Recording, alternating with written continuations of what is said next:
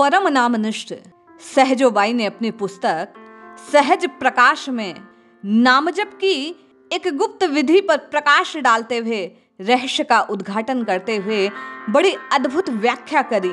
उन्होंने बतलाया कि किस प्रकार नाम जपना चाहिए और कैसे जपने से तत्काल आप और मैं हरि से जुड़ जाते हैं, राम जी के प्रीति के पात्र बन जाते हैं।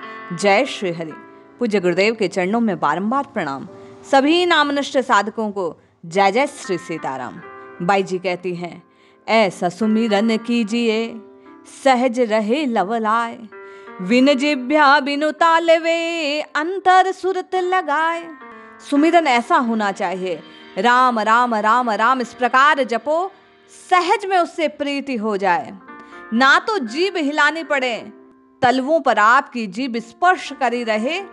आपके चिंत की, आपके स्मरण की, चित्त की, चिंतन की जो स्थिति है केवल और केवल उस हरि के नाम से, परमात्मा के नाम से, राम जी के नाम से जुड़ी रहे।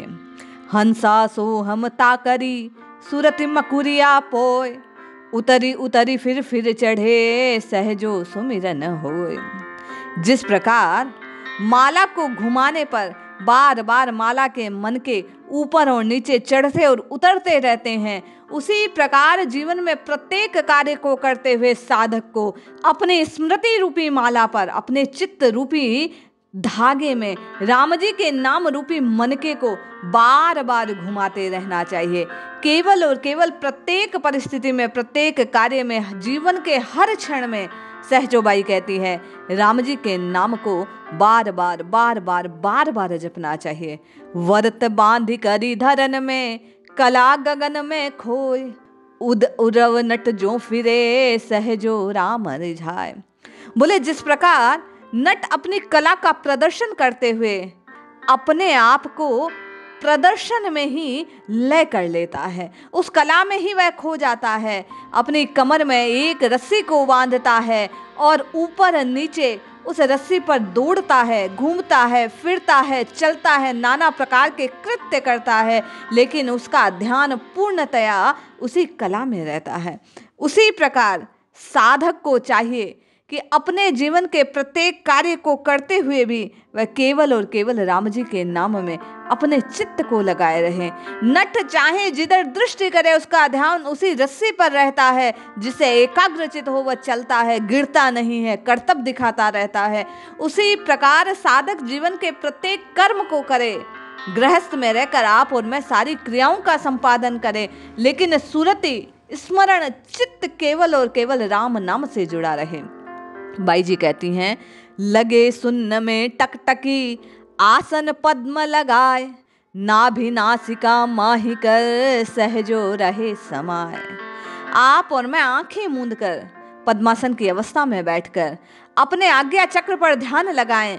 उस स्वरूप का ध्यान करते करते नासिका से नाभि तक श्वास को जाते हुए अनुभव करते हुए श्वास के आने और जाने के क्रम को ध्यान रख उन श्वासों की माला पर बाई जी कहते हैं सहज रूप से जब राम राम राम राम जपने लग जाते हैं तो धीरे धीरे इस जप के प्रभाव से निरंतर जपने के कारण श्वास श्वास में राम नाम व्याप्त हो जाता है, रम जाता है, फिर अजपा प्रारंभ होता है। सहज श्वास तीरथ बहे सहजो जो कोई नहाए, पाप पुण्य दोनों छूटे हरिपद पहुँचे जाए। जब आप और मैं श्वास श्वास का सिमरन करना आरंभ करते हैं, श्वासों की माला पर राम जी के नाम को जपने लगते हैं, बाई जी कहते हैं ऐसा सुमिरन आरंभ होते ही हरि के धाम की प्राप्ति होती है। पाप पुण्य दोनों से पीछा छूट जाता है, प्रारब्ध का नाश हो जाता है, सारे तीर्थ व्रत अनुष्ठानों का जो फल है तत्काल इस प्रकार सुमिरन करने से, नाम रटने से साधक को प्राप्त हो जाता है। हंकारे उठ नामसु संकारे हो लीन, सहजो अजपा जापये चरण दास कह दीन। अपने गुरु द्वारा बतलाए गए नाम जप की विधि पर प्रकाश डालते हुए बाई जी कहती है कि अजपा जाप कब प्रारंभ होता है? जब श्वास लेते हुए नाम का उच्चारण है, श्वास छोड़ते हुए नाम का उच्चारण है, जब बार बार गहरी गहरी सांसें भरते और छोड़ते वक्त नाम का चिंतन किया जाता है, तो कहती है, गुरुदेव कहते हैं कि ऐसा निरंतर करने के प्रताप से, जपने के प्रताप से कुछ समय बाद श्वास में नाम लीन हो जाता है और श्वास राम नाम में लीन हो जाती है, जिसके प्रताप से निरंतर स्वतः सुमिरन आरंभ होता है। सब घट अजपा जाप है, हंसा सोह परख, सुरत ही ठहराए के, सहजो एहि विधि निरख। बाई जी कहती हैं, हर घट में यह नाद गूंज रहा है, यही अजपा है। जब आप और मैं श्वास श्वास में राम जी के भजन को आरंभ कर देते हैं, तब आप और मैं उस आप्त को, उस भीतर बैठे हुए तत्व को जानते हैं, परखते हैं, उसकी आपको और मुझे चेतना आती है और फिर चित्त की स्थिति वहीं ठहराने के प्रताप से सहजोबाई कहती है, इस प्रकार इस विधि से जब आप और मैं नाम जपना आरंभ करते हैं, श्वासों की माला पर राम राम राम राम का सुमिरन आरंभ करते हैं, तो सत्य तत्व को निरख पाते हैं, देख पाते हैं, उसका ज्ञान प्राप्त होता है।